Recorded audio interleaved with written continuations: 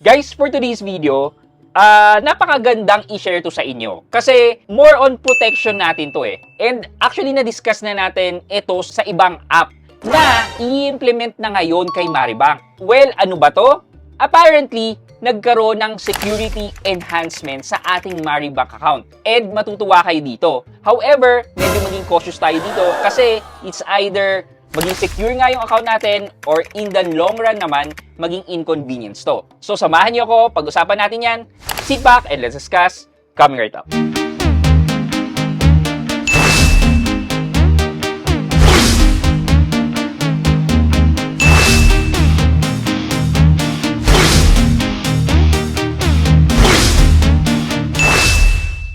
Hi guys, this is Pat and you're in Pat Quintos Review TV. So if you're new here in my channel, I do reviews about personal finance na meron akong experience or meron na akong knowledge na ginawa ko na yan ng videos and playlist na makikita nyo dito sa taas. At kung bago ka dito sa channel ko, you may want to consider subscribing to my channel. Okay, siguro mag-backtrack muna tayo. Yung time na diniscuss natin yung Easy Lock ni East West, wherein it's a new security feature sa mga savings account natin sa East West na pwede nating i-lock yung ating East West account. Tapos kapag nakalock na yon, hindi pwedeng maka-withdraw or hindi pwedeng ma-charge dyan yung account. Thus, safe yung amount na nilagay mo doon. So sabi ko noon, magandang ma-implement to sa mga savings account natin. Kasi napakagandang feature yan.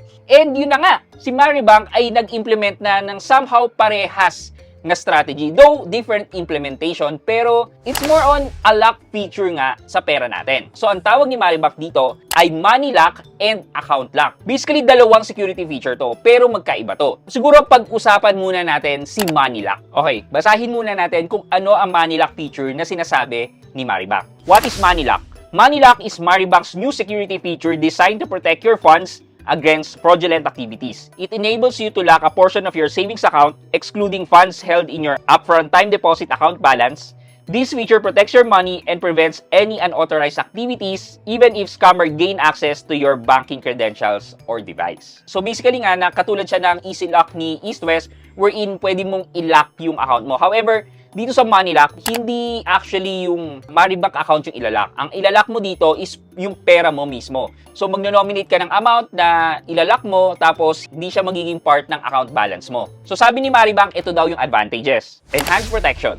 This feature provides an extra layer of security against fraud. You can protect your money from unauthorized transfers in real time by simply locking your funds on the app. Syempre nga naman, hindi magagalaw to ng mga fraudsters or mga scammers dahil nakalock nga yung portion ng pera mo. Okay, continued earnings. Locked funds continue to earn daily interest at the prevailing savings account interest rate. You benefit from enhanced security feature while you grow your earnings. Ibig sabihin, yung kahit na yung nakalock na pera natin ay nag-earn pa rin ng interest. Personalized control, you decide exactly how much of your balance to lock and how much to leave available for daily use. Make sure you have enough funds for recurring and automatic payments. Basically, gusto mo na ipakita sa inyo kung paano ba mag-lock ng funds. Tapos, i-discuss natin yung ibang mga necessary na tanong about this money lock. Okay, so when you open your Maribank account, punta lang kayo dito sa Me tab. Tapos, makita nyo profile, financial, and then makikita nyo yung money lock.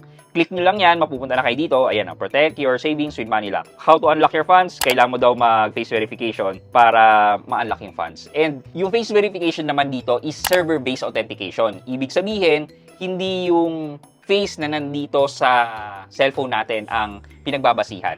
Ang pinagbabasihan dito is yung face verification na sinubmit natin nung nag-create tayo ng Maribank account. Click natin yung next. So dito mag-enter ka ng amount. Amount yung i-enter mo kung magkano. So example lang naman, mag 1,000 pesos tayo. Tapos lock funds cannot be used for recurring payments. Ibig sabihin, pag na-lock na to, hindi to magiging kasama ng available funds mo. Kunyari meron kang auto debit or pambayad mo yon, gagamitin mo, hindi agad-agad. So kailangan mo munang i-unlock yung funds na yon para magamit mo. Kanina, bago tayo magsimula, ang account balance ko ay 41,000. Tapos kapag na-lock na to, ang magiging available balance ko na lang daw ay 40,000. And then merong 1,000 na lock balance. So click natin yan. Money lock successful. Ayan, may notification din na successful money lock request. Pagbalik natin sa dashboard natin, refresh lang natin, mawawala yung 1,000 pesos. Okay, so saan napunta? Wala naman dito.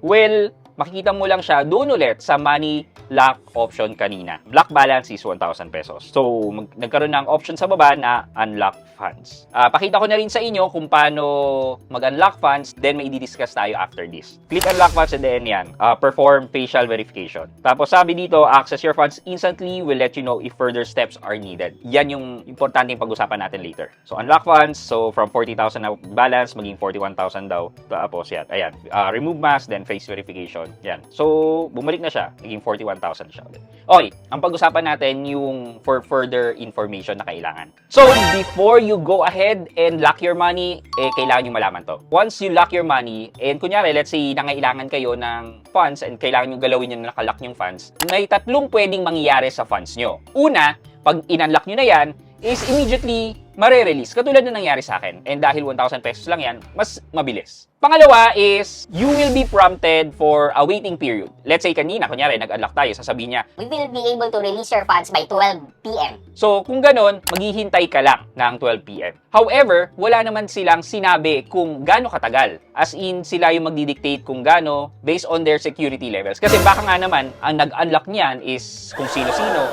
di ba? Though parang mahirap naman, pero it's another layer of security. So, in-unlock, then magbibigay sila ng specific date and time kung kailan mo ma-access yung funds mo. And pangatlo, which is additional verification. Ito naman, kakailanganin mong kumontak sa customer service to verify na i-unlock mo yung account na yan. It can be convenient, katulad na nangyari sa akin kanina. Pwedeng medyo convenient and secure dahil meron pang time to unlock. And lastly, medyo inconvenient yung to contact customer service. What if kailangan mo na yung pera mo kagad bago yung binigay nilang oras or even yung further verification? Ang kailangan mong gawin dyan is kumontak ka na kagad sa customer service ni Maribank para sabihan sila na immediately kailangan mo na yung pera and ma-process na yung further verification na kailangan. So it's kinda hassle, pero kahit papano masisigurado mo na secure yung pera mo, but for emergency purpose, diba?